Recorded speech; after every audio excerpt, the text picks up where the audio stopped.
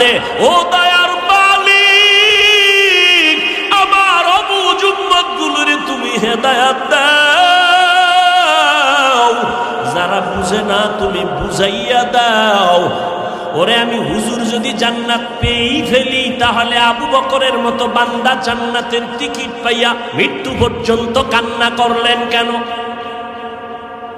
ওমরের মতো বান্দা জীবন ভর কান্নার আওয়াজ, জান্নাতের টিকিট পাইয়া ওসমান রাদিয়াল্লাহু আনহু হাউমাউ করে কাঁদলেন, জীবনভর কবরে একা থাকবো কেমনে? এগো হালাত যদি এমন হয়, তা আমরা তো মানুষ হই। এমন একজন আল্লাহওয়ালা পাবা না যারা জীবনে কাঁদেন নাই। কান্নাই হলো পুঁজি। বাচ্চার কান্না যখন শুরু হয়, মায়ের কলিজার মধ্যে ঢেউ শুরু হয়ে যায়, সব কর্ম ফালাইয়া বাচ্চার কাছে গিয়া হাজির হয়ে যায়। বাচ্চা চাওয়ার আগে মা সব দেওয়ার জন্য রেডি। নবী কোরআন তেলাওয়াত করে আর বলে, তোমরা রহমানের ইবাদত করো, আল্লাহকে আল্লাহ বলে মানো। মক্কার মুশরিকরা কয়, এই মুহাম্মদ, একবার কও আল্লাহ, একবার কও রহমান, বিষয়টা কি? আসলে কে হক? বলো রহমান কে? একদিন বলো আল্লাহর ইবাদত করো, আর একদিন বলো রহমানের ইবাদত করো। রহমান রহমান যে বলো, রহমান কে একটু বলো। মানির রহমান। এইবার নবী কয় জবাব নিবানি? কয় নিব। আল্লাহ আর রহমান সূরা নাজিল করে বলেন, ও নবী জানায় দেন, আর রহমান আল্লামাল কুরআন খালাকাল ইনসান। রহমান হলেন তিনি, কোরআন শিখাইলেন যিনি, মানুষ বানাইলেন যিনি, তিনি হলেন রহমান। মানুষ বানানোর আগে আল্লাহ কয়, আমি এমন রহমান, কোরআন শিখাইয়া মানুষ বানাইছি। না না, পুরা উল্টা। কেন? আল্লাহ তাআলা, আমরা যে বাস্তবতা দেখি, দুনিয়াতে আসছি আগে, কোরআন শিখছি পরে। আল্লাহ আমাকে আগে বানাইয়া তারপরে কোরআন শিখাইছেন, নাকি আমরা কোরআন শিখে আসছি? তাহলে বলা দরকার ছিল, আর রহমান খালাকাল ইনসান আল্লামাল কুরআন। রহমান হলেন তিনি, মানুষ বানাইয়া কোরআন শিখাইছেন যিনি। না, আল্লাহ কয় না না, আমার সিস্টেম কি জানোনি? আমি এমন রহমান, মানুষ বানাইয়া কোরআন শিখাই নাই, বরং কোরআন শিখাইছি, তারপরে মানুষ সৃষ্টি করেছি। আল্লামাল কুরআন খালাকাল ইনসান। কথাটা কি লাইন মতো আছে না একটু উল্টো মনে হয় না? কথা বলেন না কেন? বিষয় কি? ফাআলুল হাকিম লা ইয়াখলু আনিল হিকমাহ। হাকিমের কথা হিকমত থেকে খালি না, জ্ঞানীদের কথা জ্ঞান থেকে শূন্য না। এবার শুনেন, মুফাসসিরিনে কেরাম তার জবাব লিখেছেন। আল্লাহর আদালতে অনেক ধরনের মানুষ আছে, সব মানুষের দাম নাই। একদল মানুষ বংশগত মানুষ, আর একদল মানুষ জন্মগত মানুষ, আর একদল মানুষ গুণগত মানুষ। আদম নবীর বংশে যারা, এরা বংশগত মানুষ, আর বানরের বংশে যারা, এরা বানরগত মানুষ। ঠিক নি? আদম নবীর বংশে যাদের জন্ম, এরা বংশগত মানুষ। আমার আব্বা জানের ঔরসে আমরা আসছি, আমরা জন্মগত মানুষ। আল্লাহর আদালতে আদমের বংশে জন্ম নিলেই সে আল্লাহর কাছে গ্রহণযোগ্য মানুষ না। ভালো করে খেয়াল করেন, জন্মগত মানুষের দাম আল্লাহর কাছে নাই, বংশগত মানুষের দাম আল্লাহর কাছে নাই। আল্লাহর কাছে একদল মানুষের দাম আছে, যারা গুণের মানুষ। কেমন দাম? কয় দুনিয়াতেও শান্তি, পরকালে বিনা হিসাবে জান্নাত। লাইনের পড়ুয়া তোমার মতো যুবক র‍্যাব, আর্মি, পুলিশ, বিডিআরের চাকরি করে, 5 ওয়াক্ত নামাজি, দাড়িওয়ালা, হারাম খায় না, সাক্ষী দাও, আছে না নাই?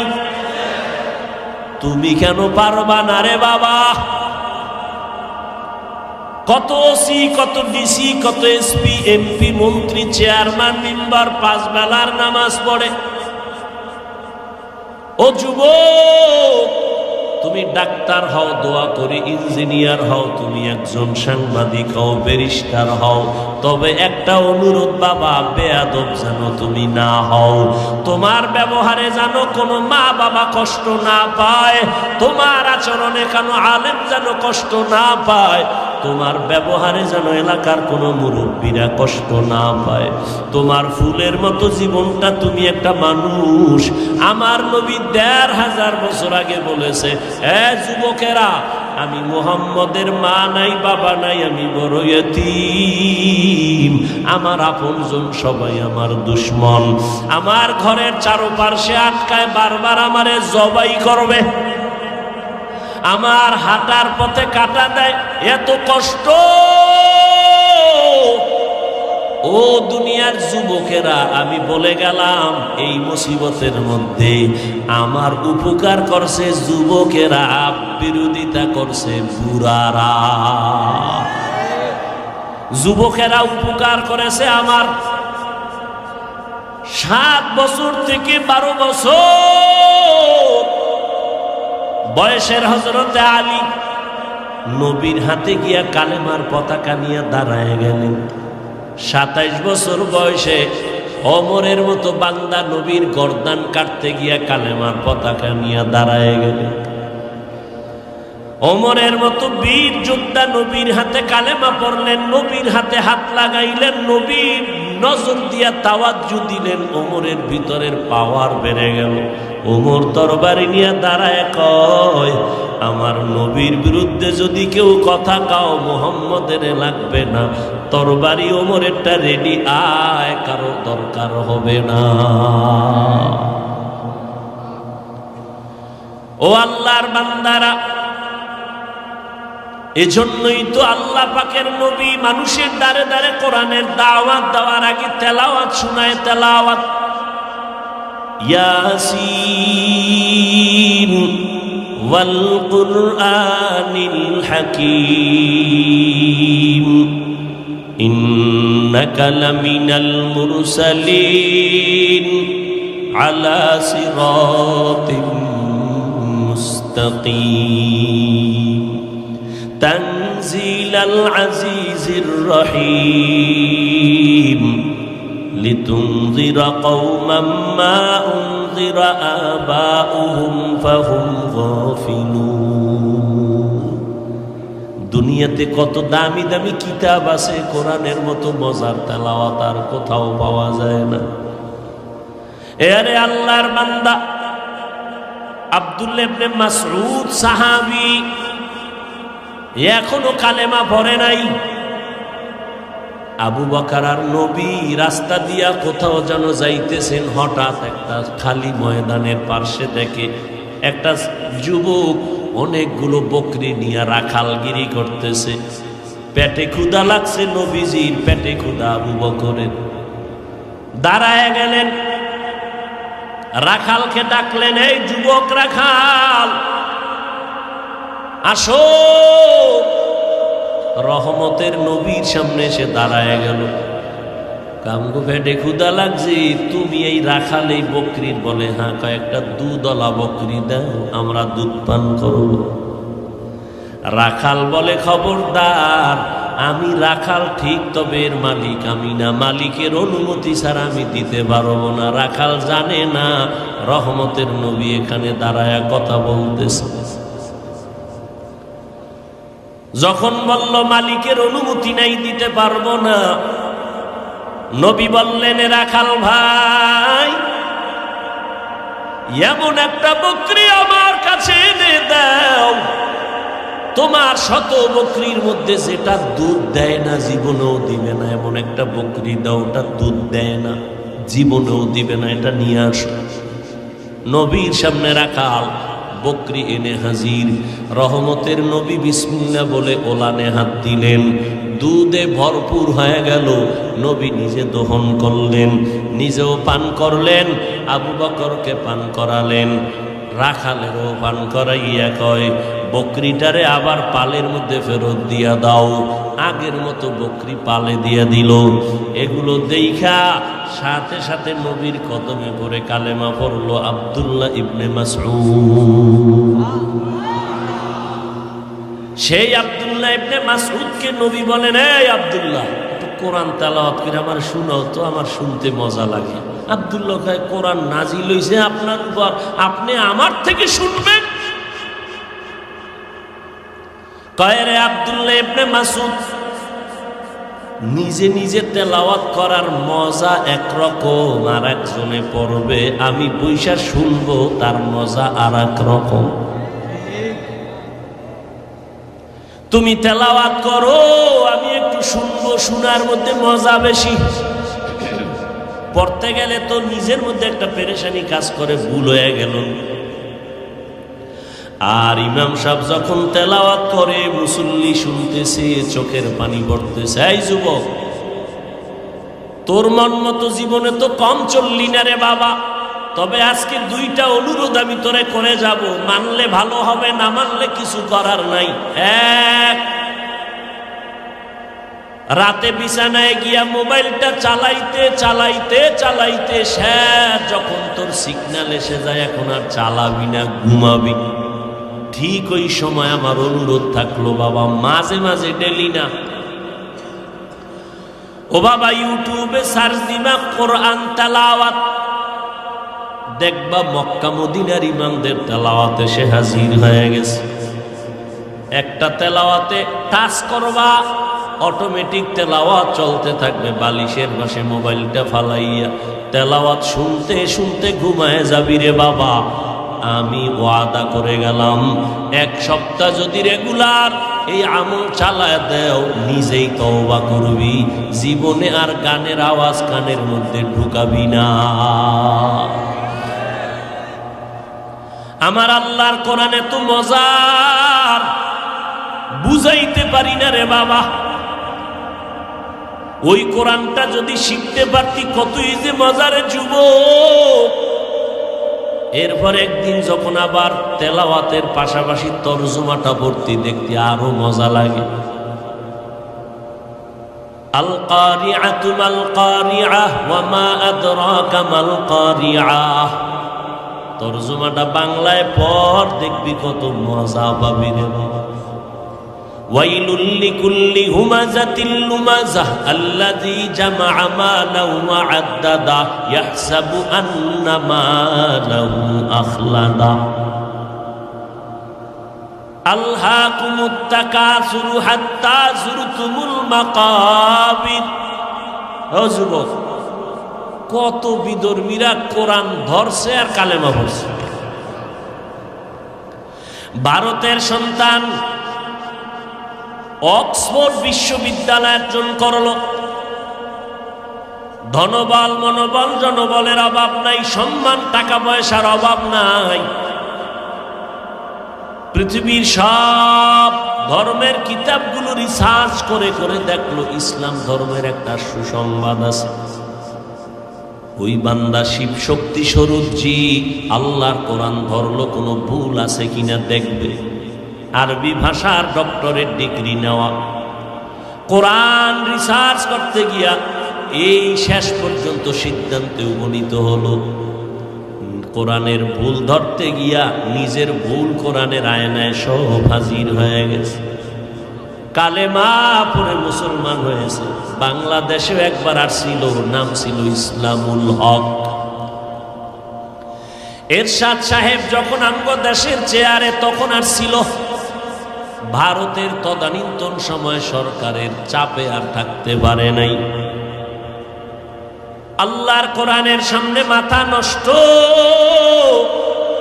এটা কেমন জাদু লাগানো আমার মাওলার কালাম। যত তেলাওয়াত করি ততই মজা লাগে, যত শুনি ততই মজা লাগে। ওই কোরআনটার তেলাওয়াত শুনিয়া দেখো রে বাবা কেমন মজা লাগবে। আল্লাহর নবী তেলাওয়াত শুনাইতেছে, তেলাওয়াত শুনে শুনে মানুষের অন্তরে কম্পন শুরু হয়। নবী যেই যুগে দুনিয়াতে আসছেন তখন কবিদের যুগ চলছিল, কবিতার আবৃত্তি চলতেছিল, মহাপণ্ডিতের কবিতা। আমার নবীরে এমন কবিতা দিয়া কোরআন পাঠাইলেন। দুনিয়াওয়ালাদের কবিতা মাঝে মাঝে মিলে, মাঝে মাঝে মিলে না। আমার মাওলার দেওয়া রসুলের কাছে কোরআনের কবিতায় কোনো অমিল নেই। আলহামদুলিল্লাহি রাব্বিল আলামিন আর রহমানির রহিম মালিক ইয়াউমিদ্দিন। মিল আছে না নাই? ইযা ওয়াকাআতিল ওয়াকিআহ লাইসা লিওয়াকাআতিহা কাযিবাহ খাফিযাতুর রাফিআ। আল্লাহ মিলাইয়া মিলাইয়া কোরআনের আয়াতগুলো নাজিল করেছেন। লা উকসিমু বিয়াউমিল কিয়ামাহ ওয়া লা উকসিমু বিন-নাফসিল লাওয়ামা। মিলায় মিলায় দিছে। আম্মা ইয়াতাসাআলুন আনিন নাবাইল আযীম আল্লাযী হুম ফীহি মুখতালিফুন। এই ঘুম আসতেছে আপনাদের? ঘুম আছে জীবনের কপালের ঘুম তো মোবাইল খেয়ে ফেলছে। যদি কেউ কয় হুজুর ছেড়ে দেন ঘুমামু, পৃথিবীতে জীবনে কোনো মিশা কইলে একটা কাঁচা মিশা কথা কইল। একটা রাত্র 3টার আগে ঘুমাইবে না, শুধু কাঁচা মিশা কথা বয়ে বয়ে গল্প করবে। আর মোবাইল তো দিয়ে দিছে, আমি হুজুরেও ব্যস্ত, আমনেও ব্যস্ত। আরে মাদ্রাসার ফলাফান মোবাইল চালায়, দইরা ফেলাইলাম মোবাইল চালাস কেন? কসম খাইছে মোডও চালাই না। ধরা খাওয়ার পরে কইলাম মোবাইল আর দেওয়া হবে না, যা। এরপর হুজুর মোবাইল দেন। মোবাইল চালাইলে মাদ্রাসায় পড়ানো যাবে না, মাদ্রাসায় থাকুন না, মোবাইল চালান। হাসেন, এভাবেই কিয়ামত হয়ে যাবে।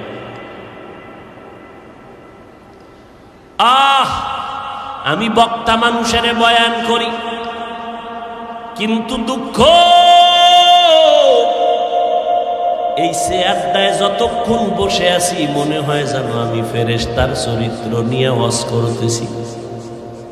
স্টেজের চেয়ারে আসার আগেও মোবাইলে ফেসবুকের মুরাকাবা চলে, বয়ান থেকে নাইমা বাসা পর্যন্ত মুরাকাবা চলে মোবাইল।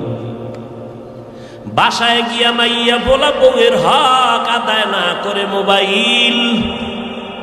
এই যদি হয় আমি বক্তার অবস্থা, শ্রোতাদের অবস্থা কি হবে? এই বয়ানে উম্মতের অন্তর কোনোদিন পরিবর্তন হবে না। অথচ মায়ার নবী দাওয়াতের কাজ করেন, তেলাওয়াত করেন, মানুষের মাথায় হাত দেয়, পায়ে হাত দিয়া বুঝায়। শুধু বুঝাইয়াই নবী ঘুমায় না, সিজদায় পড়ে কাঁদে, ও দয়ার মালিক, আমার অবুঝ উম্মতগুলোরে তুমি হেদায়েত দাও, যারা বুঝে না তুমি বুঝাইয়া দাও। ওরে আমি হুজুর যদি জান্নাত পেয়েই ফেলি, তাহলে আবু বকরের মতো বান্দা জান্নাতের টিকিট পাইয়া মৃত্যু পর্যন্ত কান্না করলেন কেন? ওমরের মতো বান্দা জীবন ভর কান্নার আওয়াজ। জান্নাতের টিকিট পাইয়া ওসমান রাদিয়াল্লাহু আনহু হাউমাউ করে কাঁদলেন জীবনভর, কবরে একা থাকবো কেমনে? এগো হালাত যদি এমন হয়, তা আমরা তো মানুষই। এমন একজন আল্লাহওয়ালা পাবা না যারা জীবনে কাঁদেন নাই। কান্নাই হলো পুঁজি। বাচ্চার কান্না যখন শুরু হয়, মায়ের কলিজার মধ্যে ঢেউ শুরু হয়ে যায়।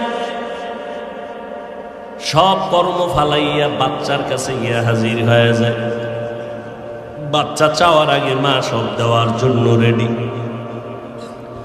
নবী কোরআন তেলাওয়াত করে আর বলে, তোমরা রহমানের ইবাদত করো, আল্লাহকে আল্লাহ বলে মানো। মক্কার মুশরিকরা কয়, এই মুহাম্মদ, একবার কও আল্লাহ, একবার কও রহমান, বিষয়টা কি? আসলে কে হক? বলো রহমান কে? একদিন বলো আল্লাহর ইবাদত করো, আর একদিন বলো রহমানের ইবাদত করো। রহমান রহমান যে বলো, রহমান কে একটু বলো। মানির রহমান।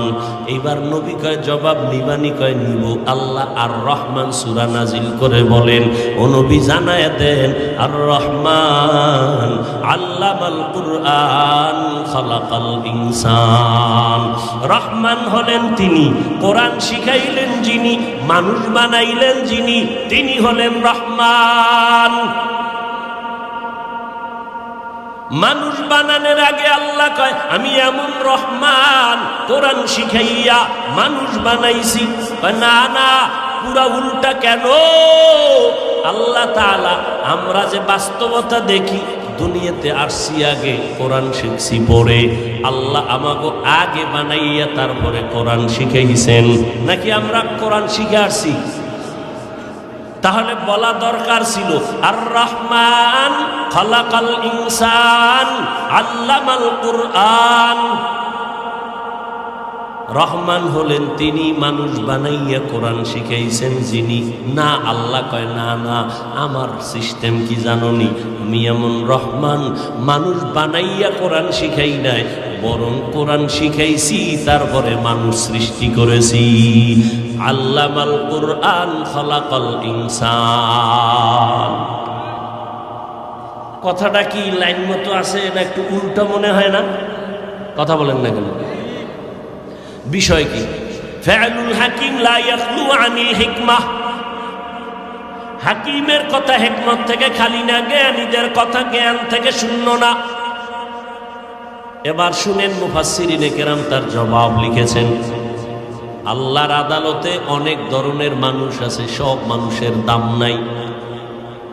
একদল মানুষ বংশগত মানুষ, আর একদল মানুষ জন্মগত মানুষ, আর একদল মানুষ গুণগত মানুষ। আদম নবীর বংশে যারা, এরা বংশগত মানুষ, আর বানরের বংশে যারা, এরা বানরগত মানুষ। ঠিক নি? আদম নবীর বংশে যাদের জন্ম, এরা বংশগত মানুষ। আমার আব্বা জানের ঔরসে আমরা আসছি, আমরা জন্মগত মানুষ। আল্লাহর আদালতে আদমের বংশে জন্ম নিলেই সে আল্লাহর কাছে গ্রহণযোগ্য মানুষ না। ভালো করে খেয়াল করেন, জন্মগত মানুষের দাম আল্লাহর কাছে নাই, বংশগত মানুষের দাম আল্লাহর কাছে নাই। আল্লাহর কাছে একদল মানুষের দাম আছে, যারা গুণের মানুষ। কেমন দাম? কয় দুনিয়াতেও শান্তি, পরকালে বিনা হিসাবে জান্নাত। কোন মানুষ? কথা কন না কেন? গুণের মানুষের দাম বেশি। বেশি না তার মানে হলো গুণের মানুষই জান্নাত পাবে, আর কেউ পাবে না। এবার আমরা বুঝার চেষ্টা করি, গুণের মানুষ কাকে বলে? বলে যেই বস্তুটা যেই কাজের জন্য বানানো হয়, ওই কাজটা হলো ওই বস্তুর গুণ। মাইকওয়ালা মাইক বানাইছে আওয়াজ দেওয়ার জন্য, আওয়াজ দেওয়া মাইকের গুণ। বাতিওয়ালা বাতি বানাইছে আলো দেওয়ার জন্য, আলো দেওয়া বাতির গুণ। পাখাওয়ালা পাখা বানাইছে বাতাস দেওয়ার জন্য, বাতাস দেওয়া পাখার গুণ। বুঝেননি? মাইকের গুণ কি? আওয়াজ না দেওয়া। বাতির গুণ কি? পাখার গুণ কি? ঘড়ির গুণ কি? কেমন টাইম দিবে? 6টার সময় কইবে 13টা। ভাইয়েরা আমার, ভালো করে খেয়াল করেন, মাইকওয়ালা বানানোর সময় এটারে বানাইছে যেই কাজের জন্য, এই কাজটা এটার গুণ। বানানোর সময় কি কাজের জন্য বানাইছে? সাউন্ড দেওয়ার জন্য। সাউন্ড দেওয়ায় মাইকের গুণ। যদি মাইক আওয়াজ না দেয়, সবাই লাত্তি মেরে ফালায় দিবে, বলবে এটা গুণের মাইক।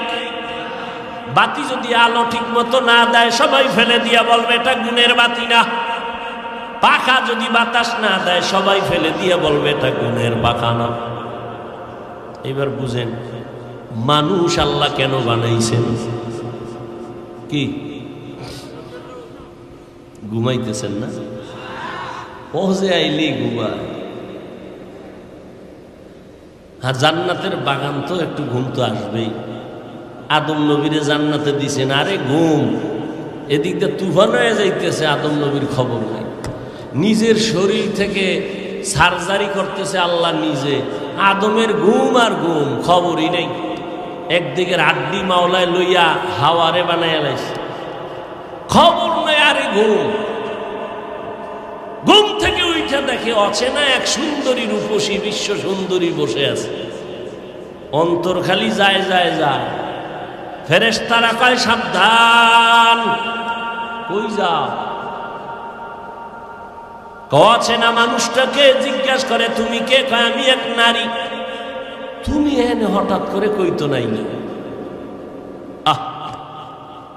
কয় আমারে তোমার শান্তির জন্য আল্লাহ বানাইছে। মহিলারা আসেনি? এরে আম্মা জানেরা, ভালো করে বুঝেন, আল্লাহ আপনাদের বানানোর একমাত্র কারণ হলো আপনার মাধ্যমে পুরুষের শান্তির জিন্দেগি উপহার পাবে। ফেরেশতারা কয় এমনে যাওয়া যাবে না, বৈধতার সাথে যাও। কয় কেমনে? কয় বিয়া হবে, মোহর হবে। বিয়া কে পড়াইবেন? বলে আমার আল্লাহ। বিয়ায় সাক্ষী লাগেনি না? জিবাগল্লিতে সব সাইজ। সাক্ষী কে হবে?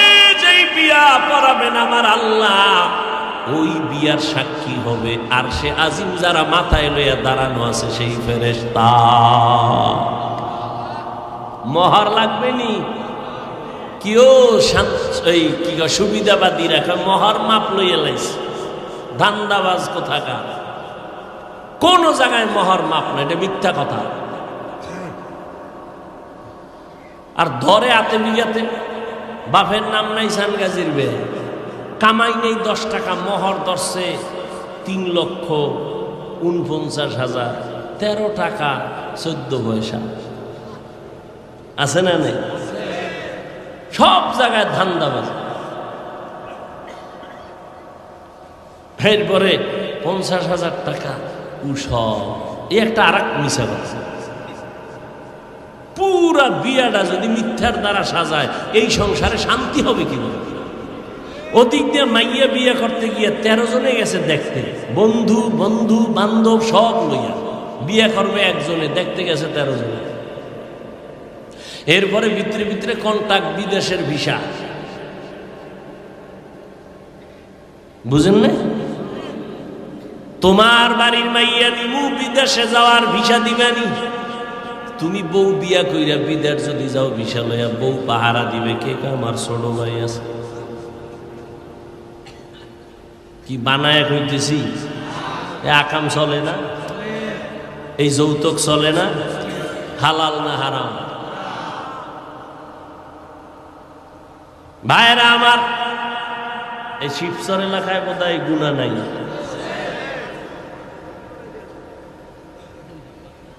কি যৌতুক নেব? আল্লাহ সবাইকে হেদায়াত দান করে। যুবকেরা, মাওলায় 2টা হাত দিয়েছে।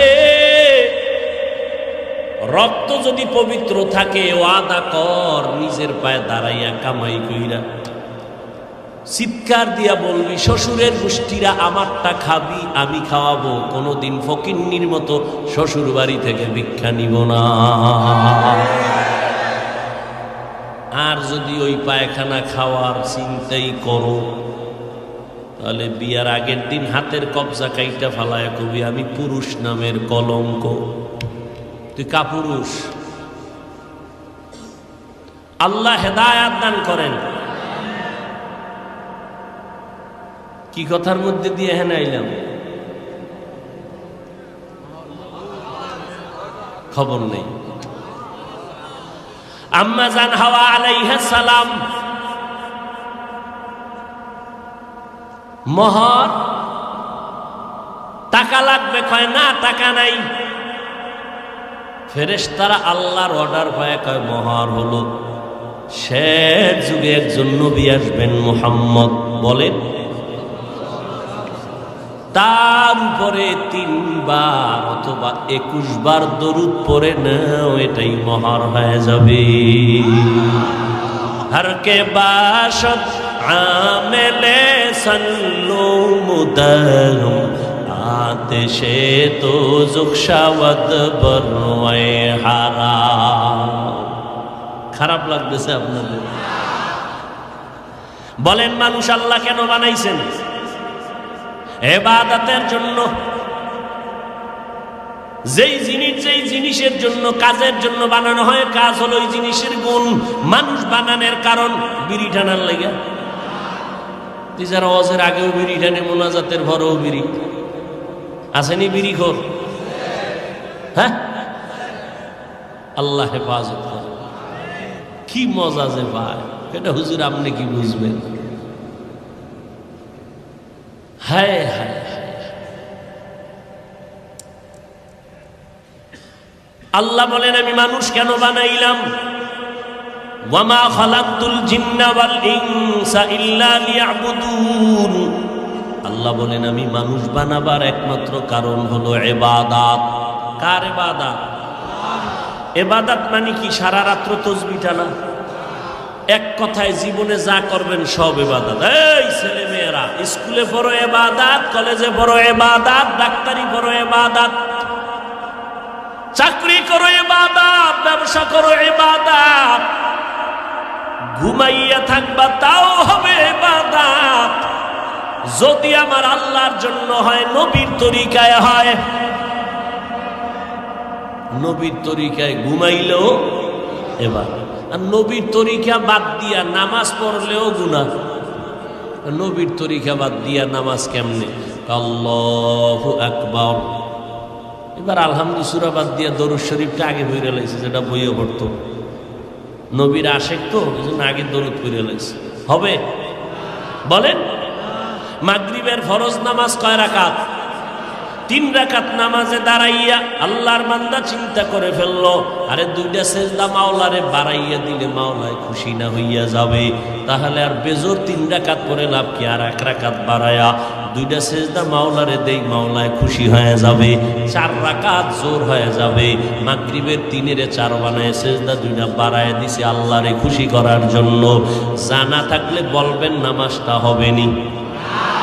কেন? নবীর তরিকায় নাই। নবীর তরিকা বাদ দিয়া সেজদা দিলেও গুনাহ হবে।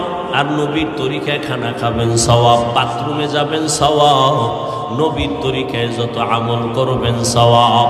নবীর তরিকায় নামাজ পড়লে যেমন ইবাদত, নামাজ পড়বেন না তাও ইবাদত। সূর্য যখন উঠবে তখন নামাজ পড়া ইবাদত।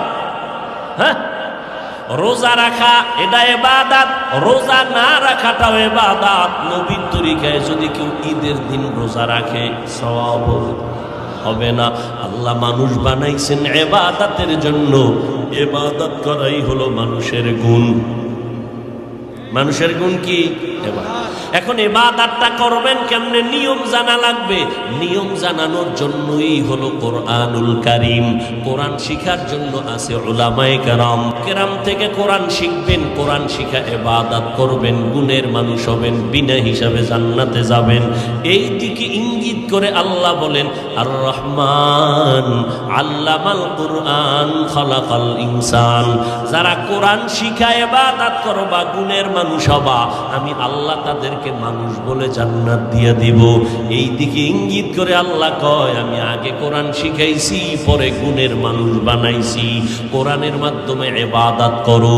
ও যুবকেরা, ও বৃদ্ধ বাবাজিরা, ও পর্দার আড়ালের আম্মা জানেরা, আপনাদের এত মর্যাদা, এত সম্মান।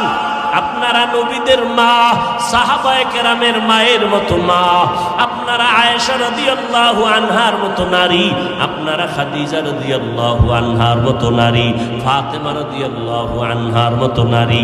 আপনাদের এত মর্যাদা, মারিয়াম আলাইহিস সালামের মতো আপনাদের সম্মান।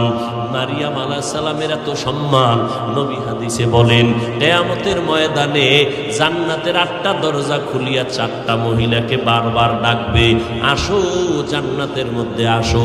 কোনো হিসাব নাই, কোনো নিকাশ নাই। কিসের সূর্যের গরম, কিসের জমিনের গরম, কিসের জাহান্নাম। জান্নাতের 8টা দরজা দিয়া ফেরেশতারা ডাকবে কয়জন মহিলাকে? 4 জন মহিলাকে ডাকবে।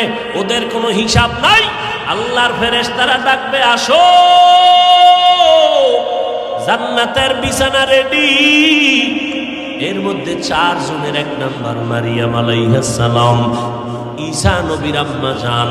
আল্লাহ তারে ডাকবেন ফেরেশতার মাধ্যমে। দ্বিতীয় ফাতেমা রাদিয়াল্লাহু আনহা, তৃতীয় হবে খাদিজা রাদিয়াল্লাহু আনহা, চতুর্থ হবে ফেরাউনের স্ত্রী আসিয়াকে ডাকবে, আসো জান্নাতের বাগান খোলা হয়ে গেছে। এরে আম্মা জানেরা, এই দুনিয়াতে আপনাদের থেকেই তো ভালো সন্তান। এখানে কয়জনের জানি ভাগরে দিলাম? এখানে দিছি না কই দিছি? ও আর এক জায়গায় দিলাম, এই মাদ্রাসা থেকে কত ছাত্র হাফেজে কোরআন হয়ে গেল। এরে আম্মা জান, এই দুনিয়াতে যত ভালো ভালো সন্তান দেখতেছি সব হলো মা ভালো, এজন্য সন্তান ভালো। আল্লাহর কসম করে বলে গেলাম, ওসি সাহেবের ব্যবহার ভালো, এসপি সাহেবের ব্যবহার ভালো, চেয়ারম্যান সাহেবের ব্যবহার ভালো। খোদার কসম, এগুলো তাদের ব্যক্তিগত বাহাদুরি না, সব হলো মায়ের অবদান। মা ভালো, এই জন্য সন্তানের আদর্শ ভালো। এরে আম্মা জানেরা, সন্তানটাকে ডাক্তার বানাবেন আলহামদুলিল্লাহ, ইঞ্জিনিয়ার বানাবেন আলহামদুলিল্লাহ, তবে আপনার আদর্শ দিয়া সন্তানকে তৈরি করতে হবে। বাবার আদর্শ নয়। মায়ের কাছে সন্তান সময় কাটায় বেশি, মাকে ফলো করে চলে বেশি। এরে আম্মা জানেরা, একটা ভালো সন্তানের মা হইয়া কবরে যাবেন, স্বামীর মাল হেফাজত করবেন, নিজে পর্দা রক্ষা করে সতীত্ব বজায় রেখে চলবেন, নিজের ইজ্জতকে নষ্ট করবেন না, খারাপ সন্তান রেখে যাবেন না। যেই সন্তানের বরদোয়াটা আপনি মায়ের কাছে গিয়া পড়বে। ওরে আম্মা জান, ও পর্দার আড়ালের মা বোনেরা, এখনো সময় আছে, তওবা করে নেন, ইবাদতের মুসাল্লায় দাঁড়ান। আপনার মতো কত মা এই এলাকায় এখনো তালাশ করলে পাওয়া যাবে, 5 বেলার নামাজ পড়ে, তাহাজ্জুদ পড়ে, পর্দা রক্ষা করে চলে। ও আম্মা জানেরা, আপনারা কেন পারবেন না? মনে কি চায় না একজন আলেমের মা হইয়া কবরে যাবেন, আদর্শ সন্তানের মা হইয়া কবরে যাবেন?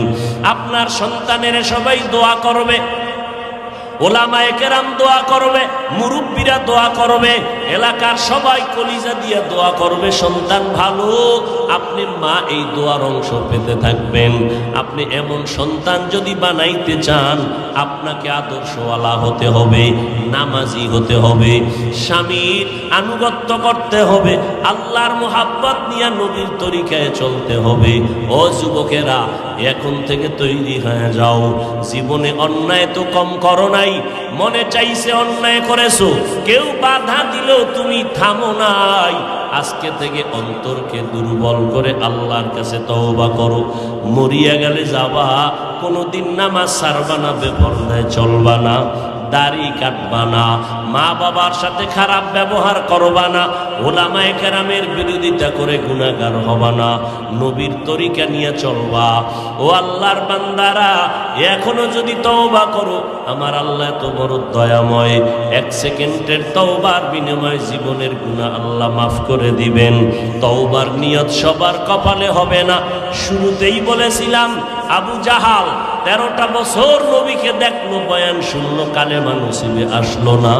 এই জমিনে কিছু আবু জাহালের বন্ধু শক্ত পাথরওয়ালা অন্তর নিয়ে থাকবে, হাজারো বয়ানে তাদের দিলটা নরম হবে না, কালেমা তারা পড়বে না, বরং বাইরে গিয়া গিয়া আলেমদের বিরোধিতা করবে।